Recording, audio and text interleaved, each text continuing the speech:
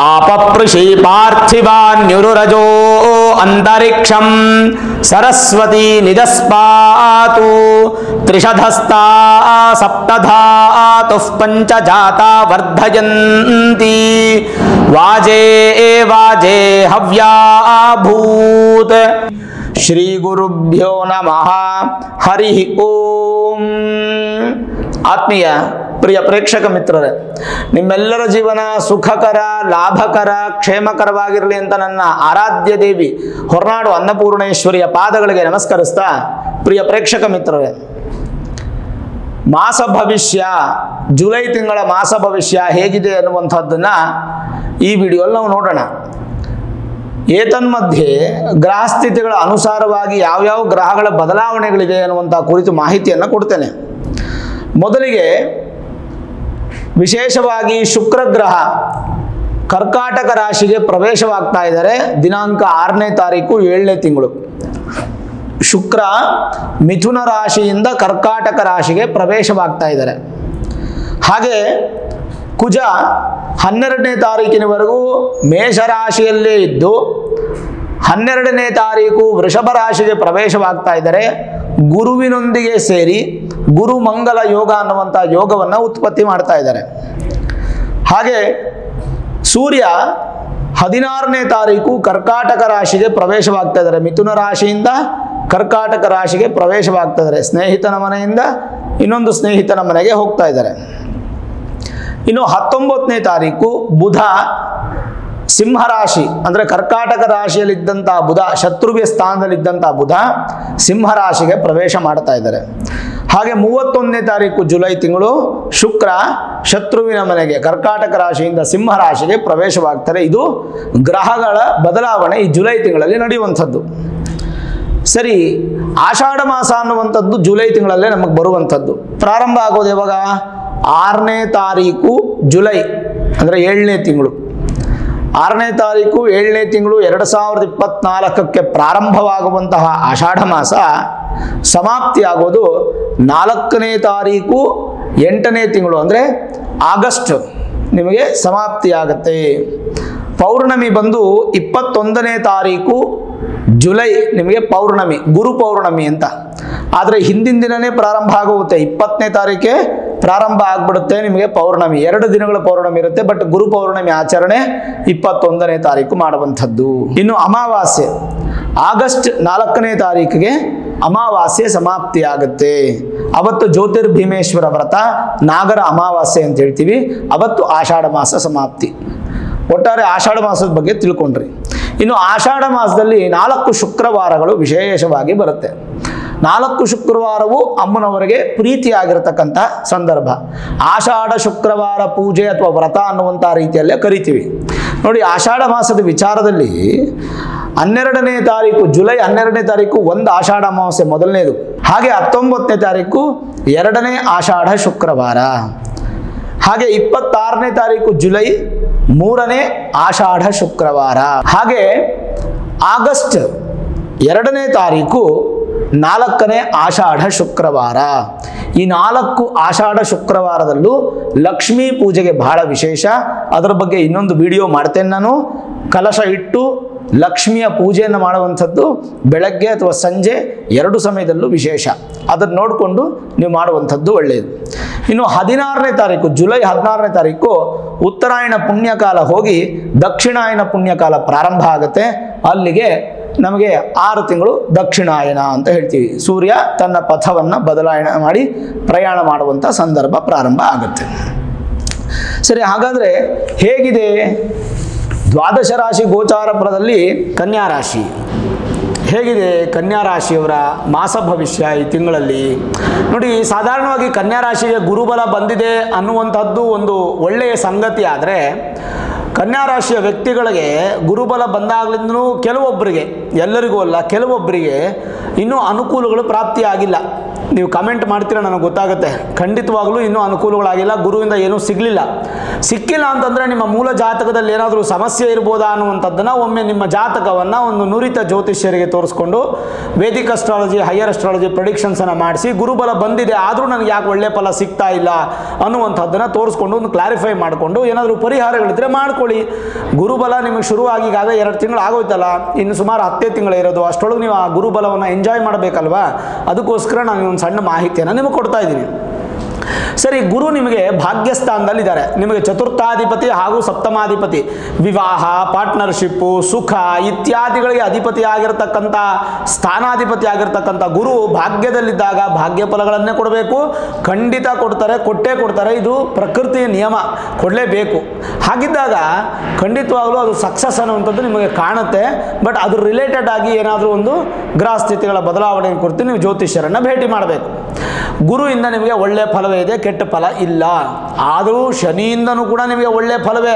ನೋಡಿ, ಈಗ ವಕ್ರ ಶನಿ ಆಯಿತು, ಶನಿ ಮಕರ ರಾಶಿಗೆ ದೃಷ್ಟಿ ಆಗ್ತಾ ಇದ್ದಾರೆ, ಕುಂಭರಾಶಿಯಿಂದ ಕನ್ಯಾ ರಾಶಿಯವರಿಗೆ ಪುನಃ ಪಂಚಮ ಶನಿ ಪ್ರಾರಂಭ ಇತ್ಯಾದಿಗಳನ್ನು ನಾವು ನೋಡ್ತಾ ಇದ್ದೇವೆ. ನಾನು ಒಂದು ವಿಡಿಯೋನ ಮಾಡಿದ್ದೇನೆ. ಆದರೂ ಸಹ ನೀವೇನು ಚಿಂತೆ ಮಾಡೋ ಅವಶ್ಯಕತೆ ಇಲ್ಲ. ಕನ್ಯಾ ರಾಶಿಗೆ ಅಧಿಪತಿಯಾದಂಥ ಬುಧನಿಗೆ ಶನಿ ಮಿತ್ರನಾದ್ರಿಂದ ನಿಮಗೇನು ಅದರಿಂದ ದೊಡ್ಡ ಸಮಸ್ಯೆ ಏನು ಬರಲಿಕ್ಕಿಲ್ಲ. ಹಾಗಾಗಿ ಶನಿಯಿಂದ ಏನು ಚಿಂತೆ ಮಾಡೋದು ಬೇಕಾಗಿಲ್ಲ. ಮುಖ್ಯವಾಗಿ ನೋಡಿ, ಭಾಗ್ಯಸ್ಥಾನದಲ್ಲಿ ಗುರು ಮಾತ್ರ ಇಲ್ಲ, ಗುರು ಜೊತೆಗೆ ಕುಜನು ಸೇರ್ಕೋತಾರೆ. ಯಾವಾಗ?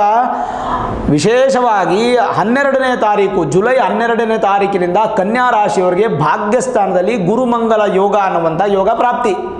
12ನೇ ತಾರೀಕು ನಂತರ ಕನ್ಯಾ ರಾಶಿಯವರಿಗೆ ಅತ್ಯಂತ ಸಂತೋಷ ಪಡುವಂಥ ದಿನಗಳು ಪ್ರಾರಂಭ ಆಗುತ್ತೆ. ಅಲ್ಲಿವರೆಗೂ ಸಾಧಾರಣವಾಗಿರುತ್ತೆ. ಸ್ವಲ್ಪ ಬದಲಾವಣೆಗಳು, ಗೊಂದಲಗಳು ಕೂಡ ಬರಬಹುದು. ನಿಮಗೆ ತೃತೀಯಾಧಿಪತಿ, 3ನೇ ಮನೆ ಅಧಿಪತಿ ಆಗಿರ್ತಕ್ಕಂಥದ್ದು ಕುಜ, ಅಷ್ಟಮಾಧಿಪತಿ ಆಗಿರ್ತಕ್ಕಂಥದ್ದು ಕುಜ. ಅವ್ರು ನಿಮ್ಗೆ ಕೆಟ್ಟದೇ ಮಾಡಬೇಕು. ಯಾಕಂದರೆ 3ನೇ ಮನೆಯೂ ಕೆಟ್ಟ ಸ್ಥಾನವೇ, 8ನೇ ಮನೆಯೂ ಕೆಟ್ಟ ಸ್ಥಾನವೇ. ಆದರೆ ಗುರುಮಂಗಲ ಯೋಗ ಇರೋದ್ರಿಂದ ಗುರುವಿನೊಂದಿಗೆ ಯುಕ್ತರಾಗಿ, ಯುತಿಯಾಗಿ ಗುರುಮಂಗಲ ಯೋಗವನ್ನು ನಿಮಗೆ ಕನ್ಯಾ ರಾಶಿಯವರಿಗೆ ಭಾಗ್ಯಸ್ಥಾನದಲ್ಲಿ ಕೊಡ್ತಾ ಇರೋದ್ರಿಂದ ಖಂಡಿತವಾಗಲೂ ಭೂಮಿಗೆ ಸಂಬಂಧಪಟ್ಟಂಥ ವಿಚಾರ, ಫಿನಾನ್ಷಿಯಲ್ಗೆ ಸಂಬಂಧಪಟ್ಟಂಥ ವಿಚಾರ ಇವೆಲ್ಲ ಬ್ಯಾಲೆನ್ಸ್ ಮಾಡ್ಕೊತು ನೀವು ಮುಂದೆ ಹೋಗ್ತೀರಾ. ಅದರಲ್ಲಿ ಏನು ಸಮಸ್ಯೆ ಆಗಲಿಕ್ಕಿಲ್ಲ. ಹಾಗಾದರೆ ಕೆಟ್ಟದ್ದೇನಾದರೂ ಇದೆಯಾ ಕನ್ಯಾ ರಾಶಿಯವರಿಗೆ ಅಂತಂದರೆ, ನಿಮ್ಮ ರಾಶಿಯಿಂದ ದ್ವಿತೀಯ ಮತ್ತು ಭಾಗ್ಯ ಅಧಿಪತಿ ಆಗಿರ್ತಕ್ಕಂಥ ಶುಕ್ರ 6ನೇ ತಾರೀಕು 11ನೇ ಮನೆಗೆ ಬರ್ತಾ ಇದ್ದಾರೆ. ಅಂದರೆ ವಿಶೇಷವಾಗಿ ಲಾಭಸ್ಥಾನಕ್ಕೆ ಬರ್ತಾರೆ. ಭಾಗ್ಯಾಧಿಪತಿ ಲಾಭಸ್ಥಾನ, ಹಾಗೆ ದ್ವಿತೀಯಾಧಿಪತಿನೂ ಭಾಗ್ಯಸ್ಥಾನಕ್ಕೆ ಬರ್ತಾ ಇದ್ದಾರೆ. ಅದರಿಂದ ಕುಟುಂಬದಲ್ಲಿ, ಧನದಲ್ಲಿ, ವಾಕಲ್ಲಿ, ವಿದ್ಯೆಯಲ್ಲಿ ಅಭಿವೃದ್ಧಿಯನ್ನು ಕಾಣಬಹುದು.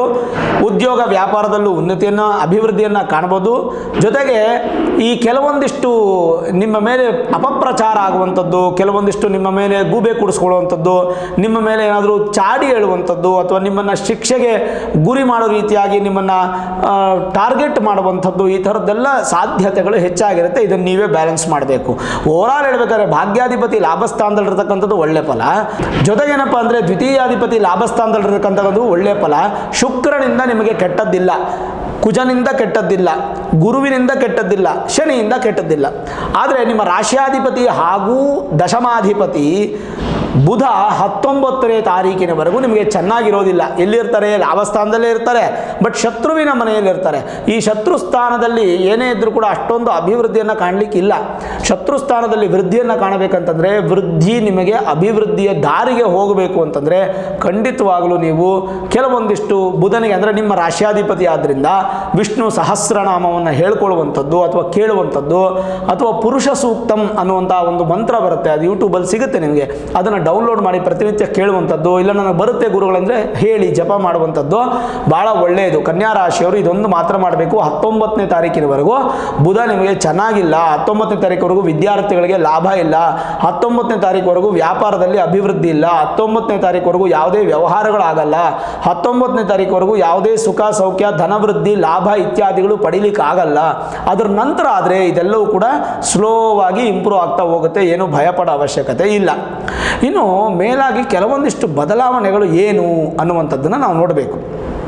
ಈಗ ಬದಲಾವಣೆಗಳು ಅಂತ ಬಂದಾಗ ವ್ಯಯಾಧಿಪತಿಯಾಗಿರ್ತಕ್ಕಂಥ ಸೂರ್ಯ ಲಾಭಸ್ಥಾನಕ್ಕೆ ಬರ್ತಾರೆ. ಈ ಗೌರ್ಮೆಂಟ್ ಉದ್ಯೋಗ ಮಾಡುವಂಥವ್ರಿಗೆ, ಗೌರ್ಮೆಂಟ್ ಅಧಿಕಾರಿಗಳಿಗೆ, ಮತ್ತು ರಾಜಕೀಯ ವ್ಯಕ್ತಿಗಳಿಗೆಲ್ಲ ತುಂಬ ಉತ್ತಮವಾದಂಥ ಸಮಯ ಇದು ಕನ್ಯಾ ರಾಶಿಯವರಿಗೆ. ಇದೊಂದು ಪ್ಲಸ್ ಪಾಯಿಂಟಾ ಜುಲೈ ತಿಂಗಳಲ್ಲಿ.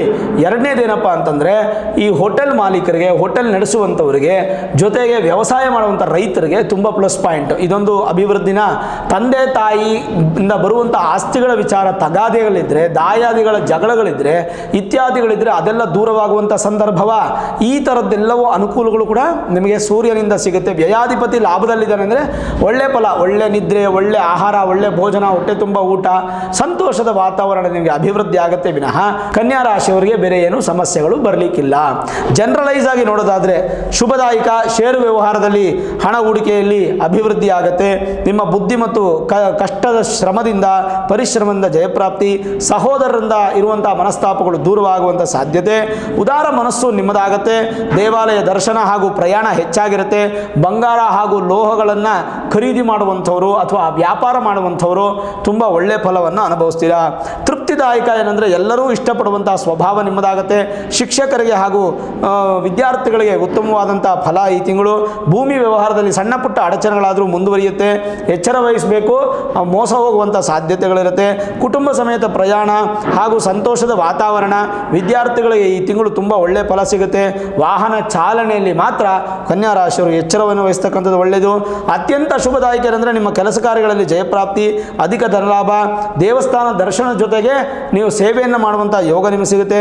ಸಂತಾನ ಅಪೇಕ್ಷಿತ ದಂಪತಿಗಳಿಗೂ ಈ ತಿಂಗಳು 19ನೇ ತಾರೀಕು ನಂತರ ಶುಭ ಫಲ.